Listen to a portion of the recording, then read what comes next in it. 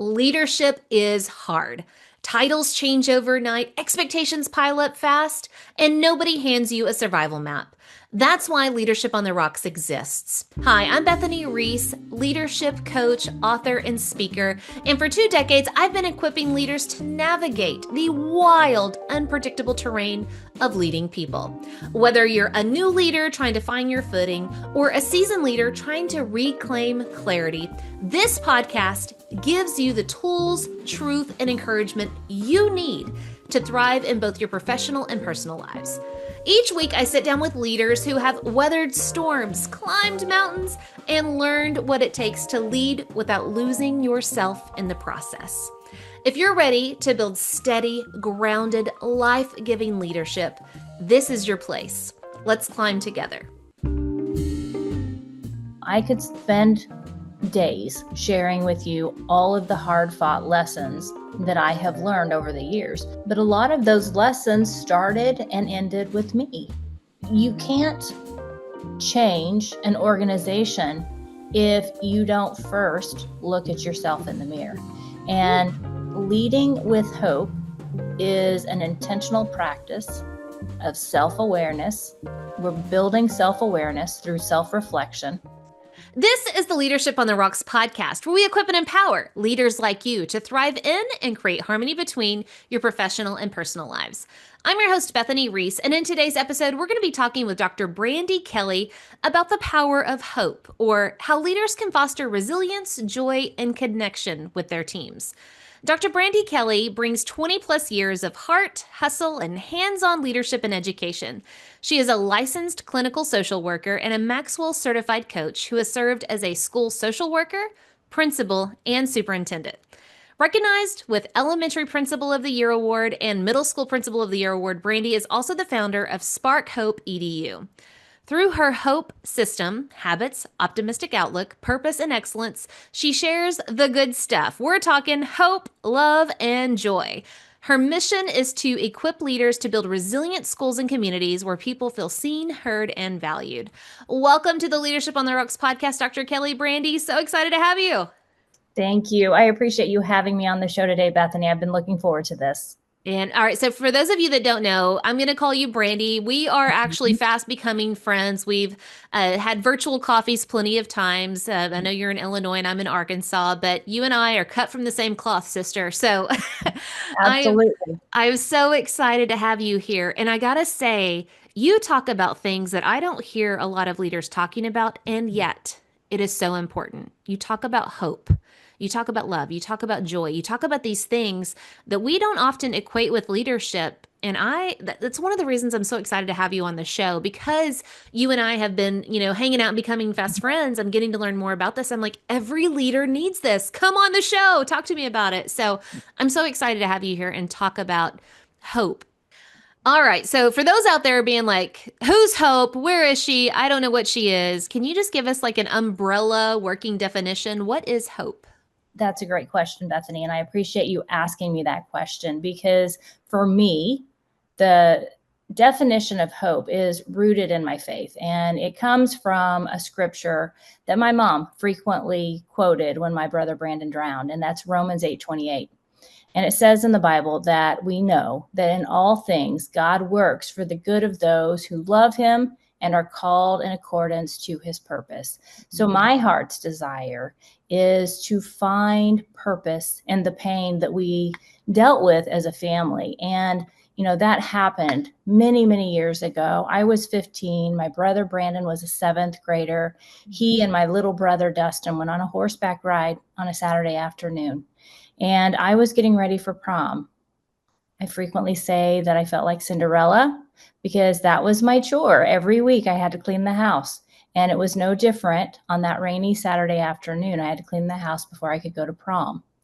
And just as I was finishing cleaning the house that day, my little brother Dustin ran into the kitchen and he said, "Bub fell in the creek." We called Brandon Bub. That was his nickname.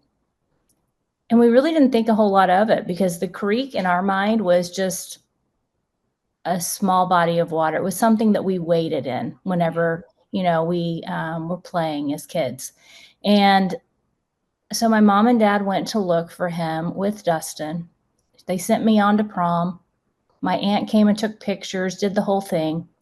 And we didn't have cell phones back then. You know, it was in the 1900s. I'm getting older.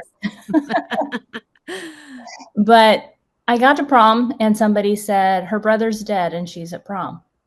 And my heart sunk. I went to the bathroom and I was crying and I had to compose myself. And then my prom date, a friend of mine who took me to prom, he said, let's go to the bridge and find out what's going on. Well, when we got there, it was like a scene out of a movie. There were news vans lining the bridge that was over the creek. Townspeople were on both sides of the creek looking for my brother. And it was one of the most difficult, painful periods of my life. But out of that tragedy emerged goodness. That was my first glimpse of hope. So when we found Brandon on Monday afternoon, people just showed up for me and my family. The people that searched for him day and night. He went in on a Saturday afternoon in that creek on his horse, and we didn't find him until Monday. People were there that whole time searching for Brandon. People were there comforting my parents, helping them, making sure they were eating. And then his classmates, the seventh graders that sat in those rows in those classes with him all of those years, they made a memory book. They boarded a bus during a school day and came to the funeral. They checked on us after the funeral was over. You know, seventh graders came to the house and were like, hey, how are you guys doing? It's just amazing when you see people showing up for you. And so for me, that definition of hope started with just the goodness that are in everyday people and the everyday actions that we take to support and to show up for one another. We are wired. God wired us for connection. And when terrible things happen, sometimes it requires a terrible thing to happen to see the goodness in people, but they do. They show up for you. And I believe that all things will turn out for good for those who are called in accordance to his purpose. And that's exactly what Spark Hope EDU means to me. And that's what my system of hope means as well. Man, I thank you for sharing your story. Just to go through the pain, I can't even fathom, what that was like. But to have you here sharing your story, your family story, and now your testimony, your message, of just you experienced the worst possible thing, and yet out of that, you have found hope, you have found goodness. And while so many people listening maybe some of them have experienced some traumatic event, but maybe some are just experiencing overwhelming stress. Yeah. I love that you talked about, you called it pain. There's purpose in the pain, and it is for good. It can turn God uses it for good. And so I'm so excited that you are here to encourage everyone listening, whether they've been through trauma and traumatic events or they're just overwhelmed with stress, whatever it is, whatever situation they're going through, they can find purpose in the pain and they can find hope. So let's dive in. You have a framework of hope, and Yes. I kind of glossed over it a little bit in the intro, but it's actually an acronym. So can you just dive in, teach us, oh wise one, what is your framework of hope and how can we use it to turn our pain into purpose and just grow our leadership? Well, I have to start out by saying that I believe there are three sources of hope. One is that sense of hope, like on, a snowy day and the kids are looking out the window and they're looking forward to going sledding with their parents or their friends or whatever. That sense, that anticipation on Christmas morning, waiting to unwrap the presents. Anticipation, that is one form of hope or one source of hope. The other is, and I believe this is the most important source of hope, I find my hope in my faith, in my Savior, in Jesus Christ. And so that is the source of hope in my life. And then finally, I have created a system of hope. And my system of hope, as an educator, I had to have structure. I had to have some sort of a system to help me to really put form to what I needed to do each and every day to optimize my leadership and my life. And so the H in hope stands for habits. And habits are what ground us. Habits are those small, consistent actions that we put into practice each and every day that help us to show up as the best version of ourselves.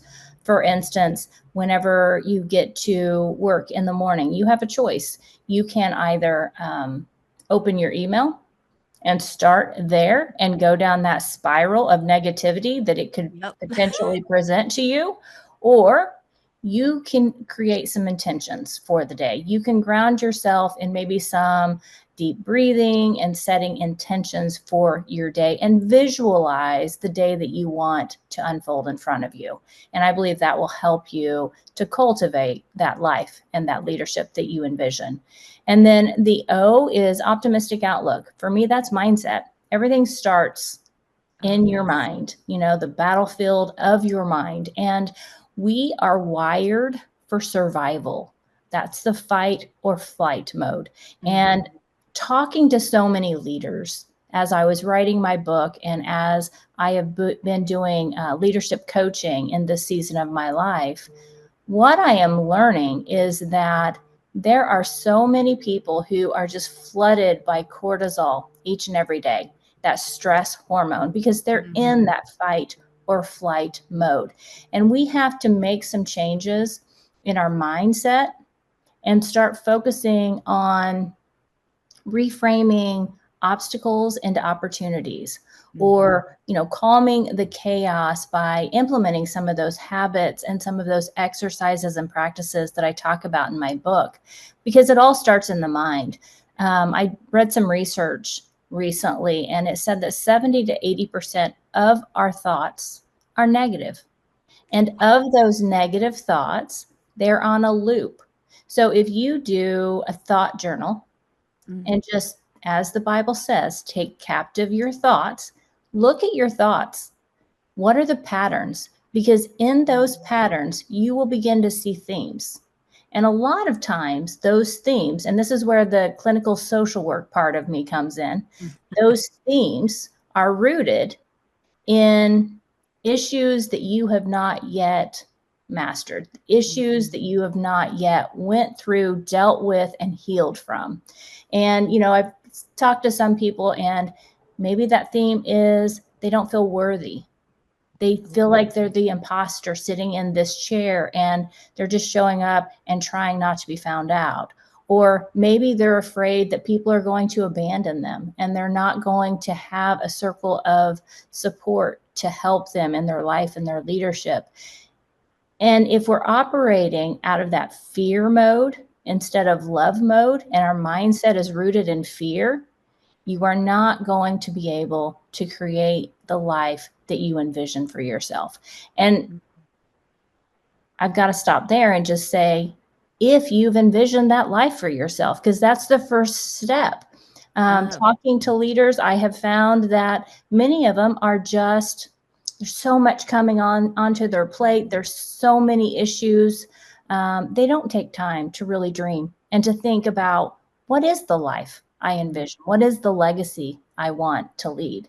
So once again, it all starts in the mind, and we have to take captive our thoughts and create that life, envision that life first and foremost that we want to lead. And then the P, go ahead, Bethany. I was just going to say, I think that's so, so smart because, if you don't have vision, if you don't have that hope, right? The vision of anticipation of this is what we're working towards. It's coming. It's going to get here. We're making small Yes. steps for it. Then you're showing up and just doing a job, doing Mhm. my 8 and hit the gate. There's no Yeah, purpose behind that. And that is mundane. And I just feel like a zombie showing up, like the Walking Dead, just doing the absolutely. same thing every day for no purpose. So Yeah. I love it. So habits, optimistic outlook, and now we're going into the P of hope. What is the The P? P. The P is the trifecta. It's three parts: purpose, passion, and perseverance. So the purpose is connecting to your why. So in schools and organizations, we've heard Simon Sinek say, you know, what is your why? And talking about the why and the how. Well, the P for me with purpose, yes, you have to tap into your why. For me, I went into education because my brother Brandon drowned, and I saw how those educators and that school community showed up for us, and I wanted to give back. So that was kind of my why for pursuing a profession in education. You've got to go back and think about that. What is your why? Why is it important that you keep showing up and doing this work? Because if your why is not rooted in a deep sense of purpose, it's going to be hard to overcome the challenges and the obstacles that it's not if you face them, it's when you face them. Let's be real. It's Ooh, can you going say to that happen. again? That's a truth everybody needs to like sit and just chew on. Say that one more Yes. time. It's not if you're going to face challenges or obstacles or hardship, it's when you face them. And as the leader, if we have that deep sense of purpose, we are casting a vision out of that purpose. And if our vision and our values and our mission, if that is all aligned with the organization's vision, values, and mission, we're all going in the same direction. And that's how you gain momentum. Absolutely. Man, So the purpose, got it. What's the next purpose, one? passion. So I'm a working genius facilitator, and I love working genius. Patrick Lencioni created this assessment, and he says that we all have two working geniuses, two competencies, and two frustrations. Okay.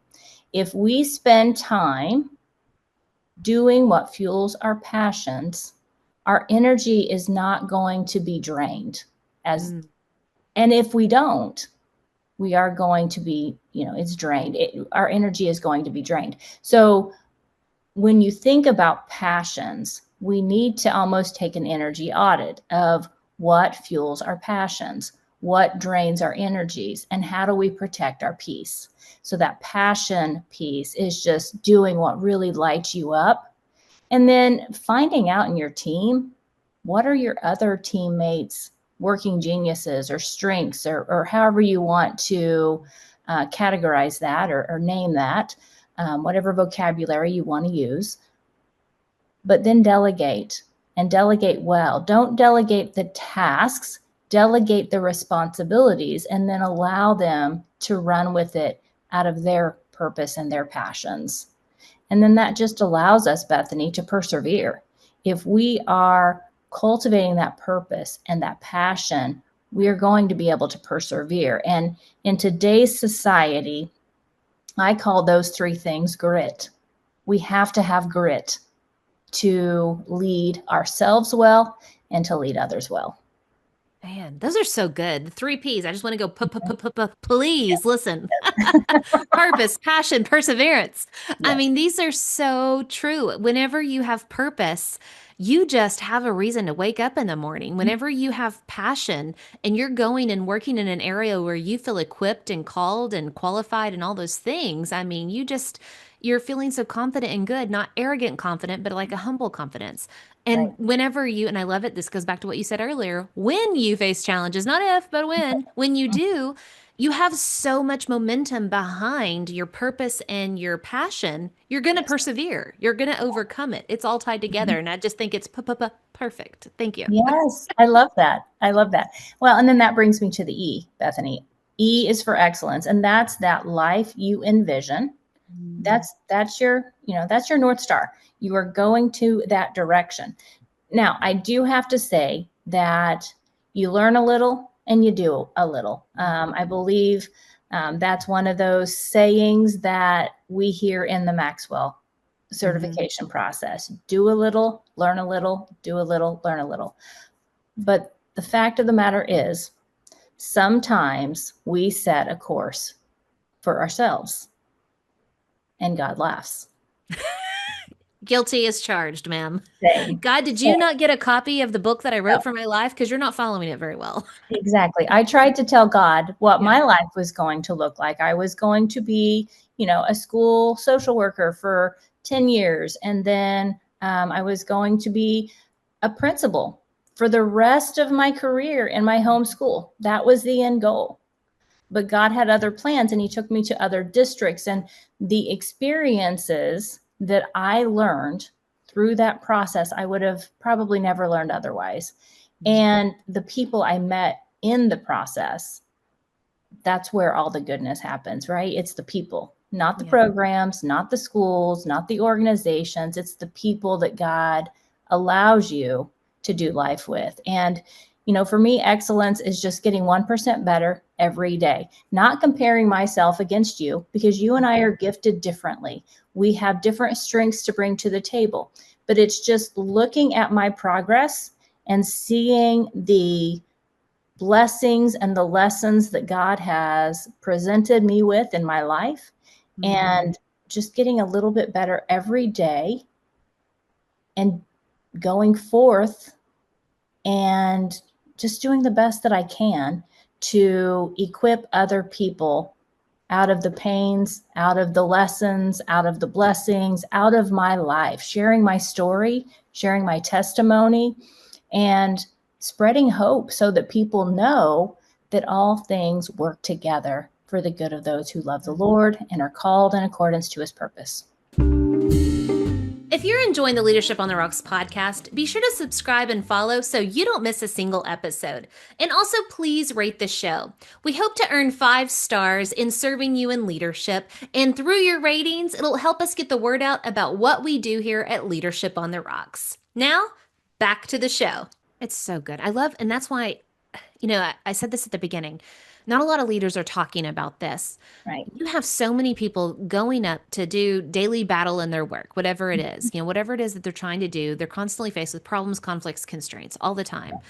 And, it can feel like just this hanging, weight around us that just is dragging us down to where we're losing hope that I'm making a difference, hope that, I'm actually showing up and making the world a better place. And we all have that innate desire in us. And you're bringing that back into leadership. And that's why I think your book and your framework and what you do to go in to organizations is helping us find that, back within ourselves, I guess, having that hope, building the habits that we, can to have that optimistic outlook, capture our thoughts so that we're not walking around negative and, always telling ourselves stories. And that leads to a bigger emotional reaction whenever we come to challenges. And Right. then bringing back what is your purpose within, your leadership role in your organization? How can you get 1% better every day for excellence? And I just think so much of what we do, we try to, and I'm going to call myself guilty on this. As a leader, whenever you're in an organization, we look for a magic pill, a magic bullet, a magic program, specifically the third one. We're like, oh, this technological program that we got sold on is going to fix all of our issues. But it's not fixing the internal issue, and that's the main one. We have so many things internally that we have to overcome, and your framework for hope makes the leader deal with themselves on the inside. Yeah. So that true transformation can happen. Because I think transformation, I know that's a huge buzzword in it doesn't matter the industry you're in, it's a buzzword for leadership. Transformation, that is from the inside out, from the bottom up. We cannot get it backwards. It's not from the outside in. There is no program that you can do. And it's definitely not from top down. It's bottom up and it's inside out. And I love that that's what you're bringing to the table. So help us, where do we even start to build this hope within our leadership so we can have this personal transformation? I have to quote another scripture. It comes from Proverbs. Out of the abundance of the heart, the mouth speaks. So the inside out proposition here, oftentimes whenever things are not going well, it's often a heart problem. It's a me problem, right? And I have had plenty of me problems as a leader over the years, 25 years in education. I could probably spend days sharing with you all of the hard fought lessons that I have learned over the years. But a lot of those lessons started and ended with me. You can't change an organization if you don't first look at yourself in the mirror. And leading with hope is an intentional practice of self-awareness. We're building self-awareness through self-reflection so that we can build our confidence, our connections, and our courage. And so starting with the heart, that's where you do it. And I do that through key assessments. Some of the self-awareness assessments that I utilize, I talked a little bit about Working Genius. I like the Enneagram. I like the DISC. All of those assessments help us to see our fears, our blind spots, our motivations, our desires. And then we have to deal with that. We have to identify the areas where we need a personalized growth plan. Change starts with me. Yeah. Change starts with me. And that, I'm using me reflectively. It starts with the leader, and you have to take those assessments and really identify the areas that you need to work on you. Yeah. I can't tell you how many meetings I've sat in where the leader of the group, and this could be from the top of the organization to just a collaborative meeting of individual contributors, right? Like, teachers, for example, in education, or just, entry level people. Whenever you get them together, they're complaining usually about Mhm. someone else. It's Right. the reason there's a problem is not me. It's because they. And I've heard that from, again, entry level positions all the way to the top, the people who are running the organization. And there's the pattern there. You talked about a pattern in our mind. And I think we are so duped by our thoughts, that lead to these big feelings. But also, we look for those scapegoats of, I don't have to do the internal work because it's not me, it's them. Mm-hmm. And I just love it that you're calling us out and saying it's not a them problem. It's not. It's not. And I don't care who you are listening to this, whether it's Bethany Rees or if it's Brandi Kelly or whomever is listening to this podcast, there is work that we need to do.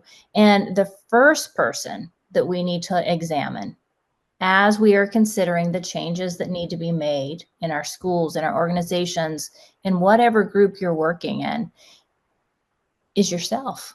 Because change starts with you as the individual. And then depending on the health that you are bringing to that group as the leader, that's the lid. Yeah. That's as high as they can go. And so to build capacity, that's the first step.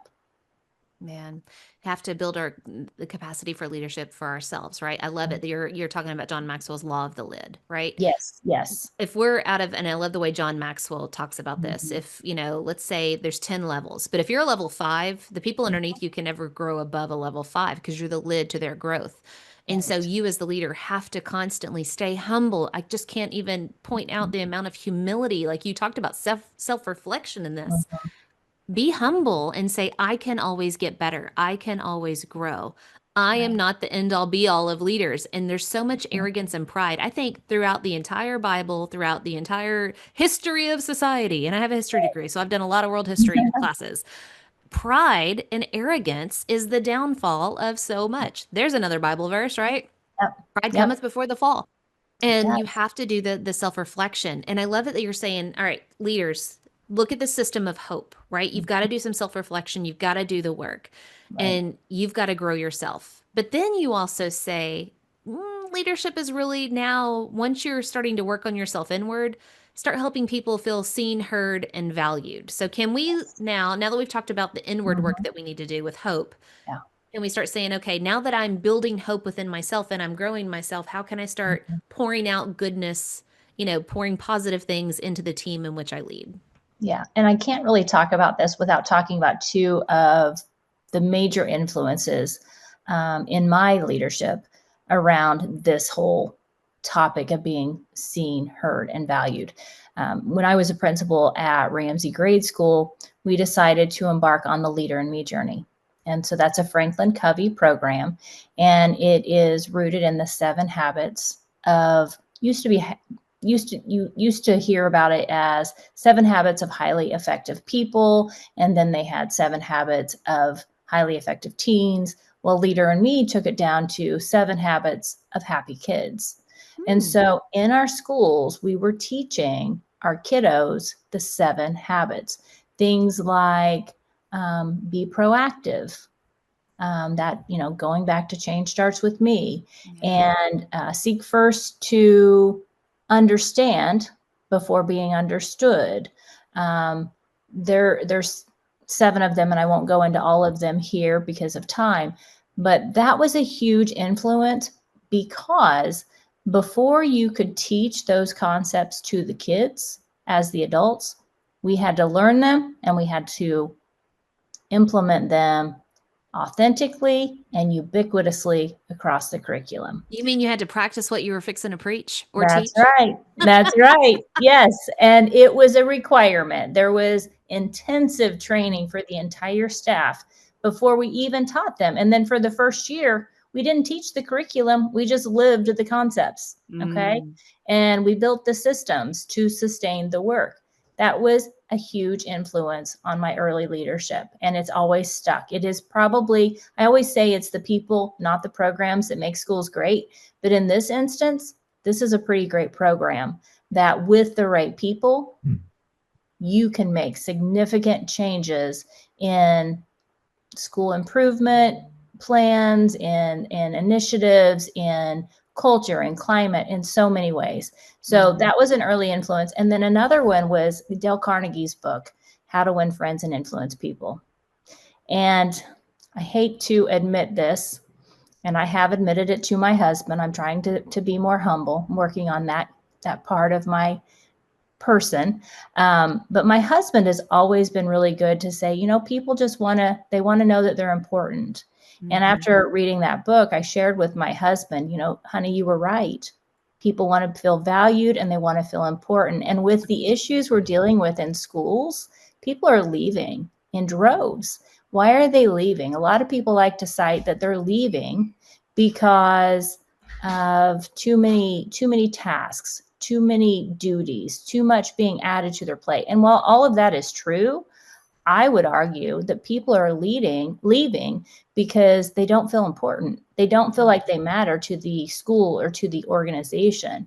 And so as we implement a system of hope to build people's self-efficacy, their confidence, their inward knowledge that I am worthy, I am enough, I can do this, we also have to turn that outward and create that collective teacher efficacy that John Hattie talks about, and build the capacity in our organization so that we are holding hope for other people until they can hold hope for themselves. It's Stephen Covey talks about we have to see the greatness in other people before they can see it in themselves.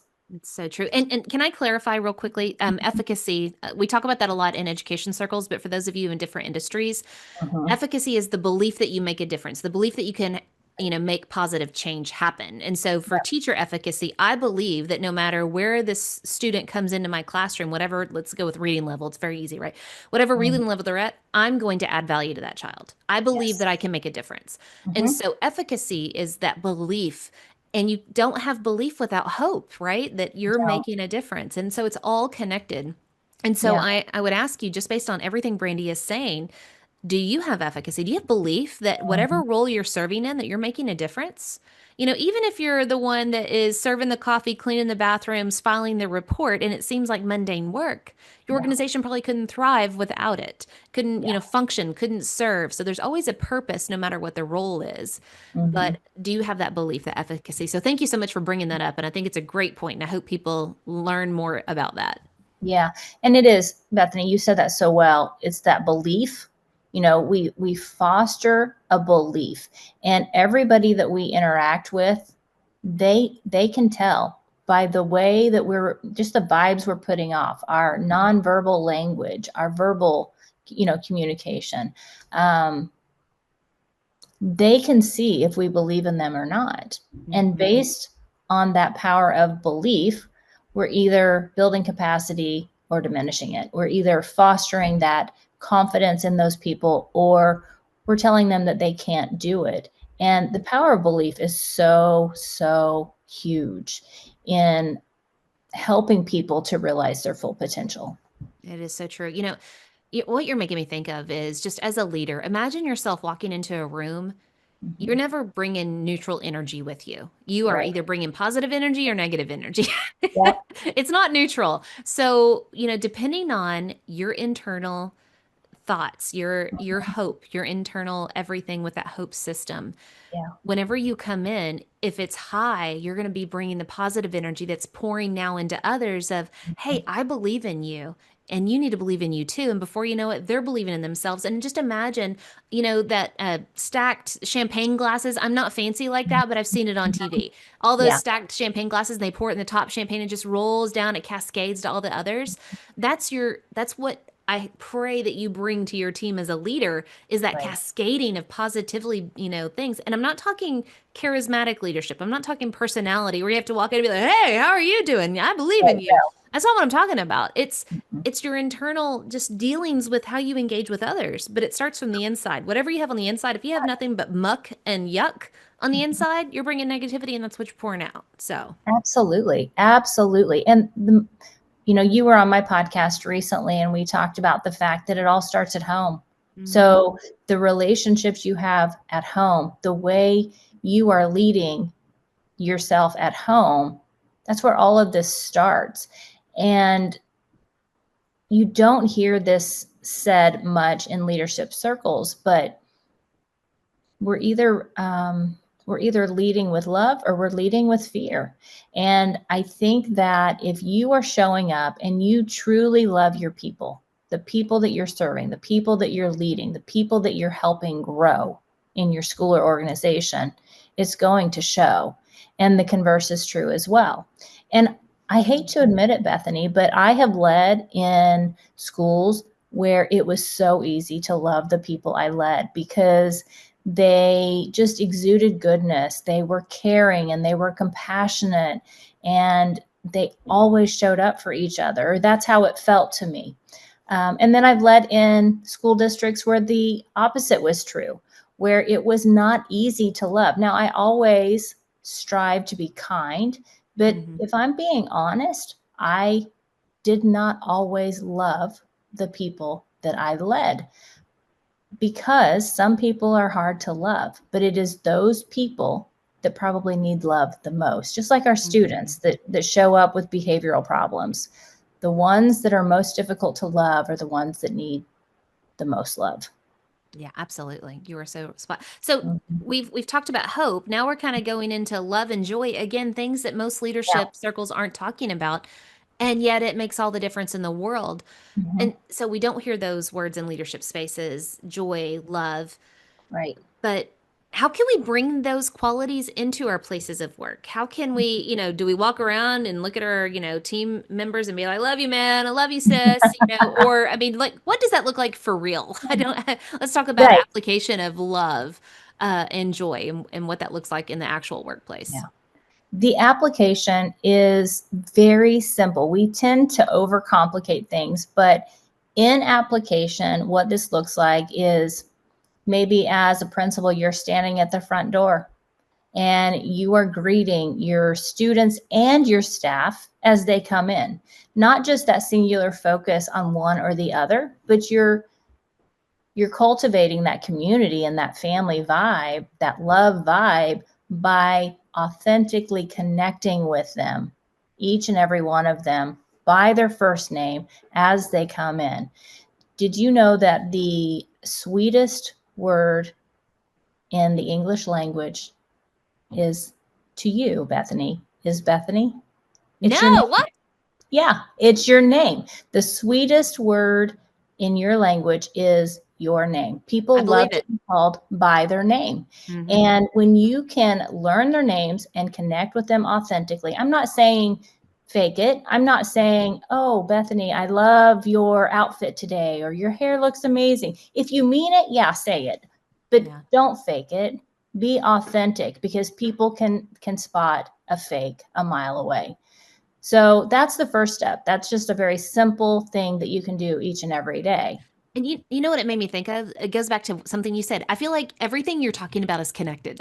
Mhm. But you talked about how, as leaders, we have to make others feel seen, heard, and valued, right? Man, what a way to make people feel seen than calling out their name. If you, Absolutely. and think about it, you talked about it at the front door. Leaders, go walk the hallway, go walk the cubicles, and then just pop in. Hey, Bethany, how you doing? Hey, Brandy, how was your Mhm. kids' ball game last night? Right. Oh my Right. gosh. It's saying huge. their name and then naming something that you noticed and paid attention to, I Yes. now, as the receiver of that, as your teammate, feel seen, heard, and valued. You you sought me out. You said Right. something that you noticed about me that was for the most part positive, and Mm-hmm. we're engaging, and it's going to just elevate that relationship. Yeah. Oh, so And good. it makes me think of a while ago. I try to spend at least one day a week with my grandsons, and my oldest grandson's name is Jensen. And my daughter called me and said, "Hey, Mom, what time are you going to be here today?" Because as soon as Jensen woke up this morning, he said, "When's Nana going to be here?" Oh, It's just that presence, the power of your presence. mm, Jensen didn't want anything from me. He just wanted me.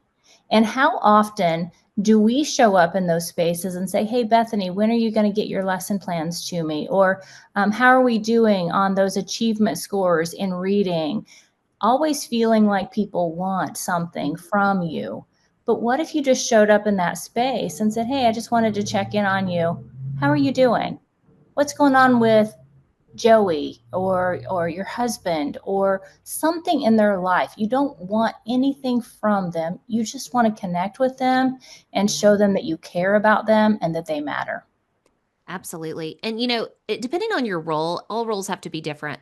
But if Mm-hmm. you have a smaller number of direct reports, schedule one-on-ones. It is Yeah. so important and let them run the agenda and just say, "Hey, Mm-hmm. I'm here to just serve you and, any way I can. What do you want to talk about, Right. at Brandy?" And then all of Mm-hmm. that. So, and if you're leading like a massive organization, you still have direct reports. So you need to be scheduling one-on-ones, but think about skip levels. Think about, again, walking those hallways. This is stuff that does not cost money. It just costs your time. So, you run your calendar. Don't let your calendar or your inbox run you. It, That's right. just step in and value your people. I love it. So, yes, you can bring love and joy to work. I love it. You can. And another simple strategy that you can use is when you have a meeting with them, when you show up for them, don't ask them to come to your space. You go to theirs. Show up in Yes. their Oh. classroom, go to their office. Let them know that they don't always have to come to you. That is a good leader move. Write that one Mhm. down. Put it on a sticky note, everybody. Unless you're driving, then add an Yeah. audio note. So as we talk about, okay, I'm building hope in myself. I'm turning now outwards and I'm helping others feel seen, heard, valued, and I'm doing it through actions of love and joy. How can we now start sparking hope in others? Yeah, if you start doing some of these things, I mean, you're modeling some Mm, very important, simple, actionable steps to spark hope. And then I think you can also talk about it. Talk about how what we measure is what grows. So let's say in your school district, you notice that that trust is low. Let's just use trust, because trust is a high leverage, important thing that we need to foster in our schools and our organizations. And if you mhm. notice that trust is low, start identifying the steps you want to take to build trust with one another. And how better to build trust than to start showing up for people. Start showing that, you know what, if I say I'm going to do something, you can count on me. And then create a scoreboard and start measuring that and seeing how that moves the needle in your organization. And it doesn't have to be a grand scoreboard for the entire organization. Maybe you pair people. And Bethany, maybe you and I are accountability partners and we are trying to foster something in our team. Or maybe within your PLC, you're trying to foster that trust. And so you identify some metrics and some things, some actionable steps that you want to take in your PLC to foster that. It's just those small, consistent actions that really make the big difference. It's so true. And it goes back to, again, I'm going to point it out again. Something else you already talked about. You're always connecting things is you got to practice what you preach, right? Yeah, Or live out what you're teaching. right. So good. All right. So, as we kind of wrap up, we've talked about bringing hope, joy, love, and it's going to build now. All of those things is going to build connection on your team. It's going to build resilience on your team. So, what are some key takeaways for our listeners as they think about these things that they need to turn and go actually apply in their leadership? I am going to give you three key takeaways. Awesome. One, Start with you. So begin an intentional practice of self-reflection. I do this through journaling. In the morning when I get up, I do my Bible reading, and then I pull out my journal, and it's not a lengthy journal entry every day. Some days it's just a few notes. It's an intention that I set or an obstacle I'm grappling with, but I journal about that. And then I go back and I read it and I self-reflect, and that helps me to see how I'm progressing with my goals. So self-reflection is really important. The other, number 2, is self-assessment. If you haven't done a self-assessment in a while, Enneagram is a free one. Just Google free Enneagram, take that assessment, and then head over to the Enneagram Institute and check out the 9 typologies. There are 9 that give you a lot of description on each typology. And for me, as a type 3, it really resonated, and it helped me to improve my leadership when I did that. So reflection, self-assessment. And then the third one, you got to do something. You have to take action, and that's a choice. Taking action is a choice, and it requires courage. So step out in courage today, take action, and just do one small thing and then build on that. Do some habit stacking. Build on, maybe you start with self-reflection, and then you decide to start making connections by scheduling classroom visits. Whatever it is, start small and then just build from there. So self-reflection, self-assessment, and start small and take action. Oh, I love it. So good. It doesn't matter if we don't take action on these things too. All Right. right. So you just told us the things that we should do, right? We have self-reflection, we have self-assessment, and then take action, small steps. But what's something we shouldn't do? If you came to us and said, "All right, here is one poor decision you leaders really need to avoid. Come on. Don't do this one thing. You're better than that." What would that Mhm. one poor decision be that we need to avoid? It's a poor decision that I think we have all made. I have certainly made it more than one time in my leadership journey.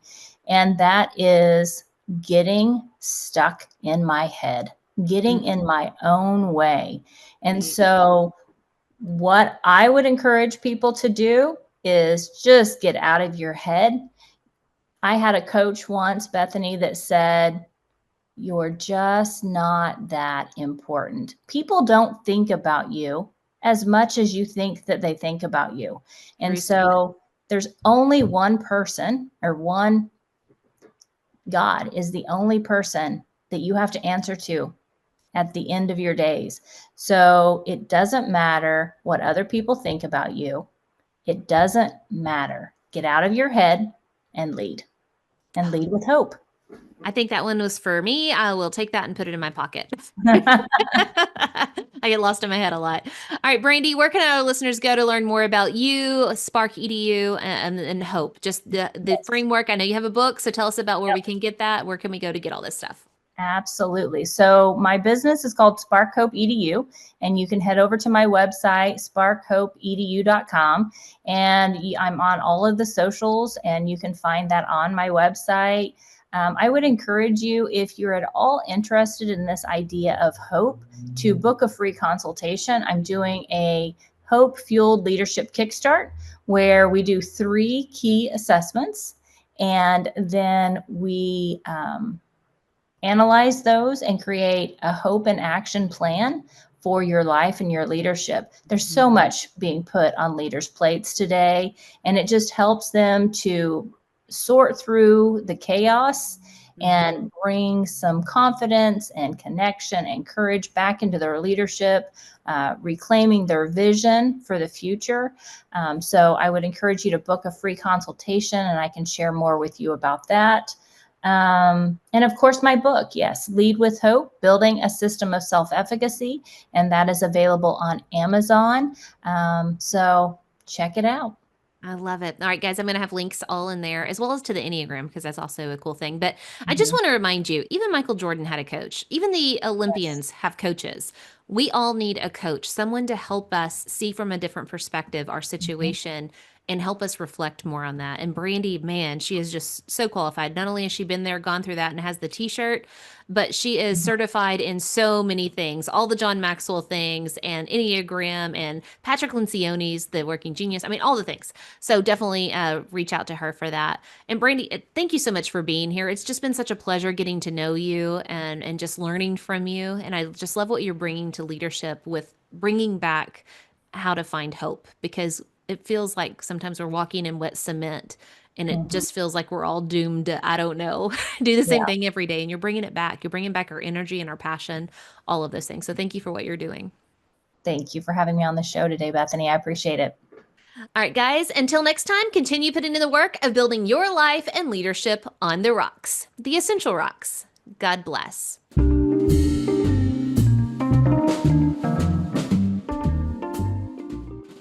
Remember, the most essential rock you can build your life and leadership on is the rock of Jesus Christ.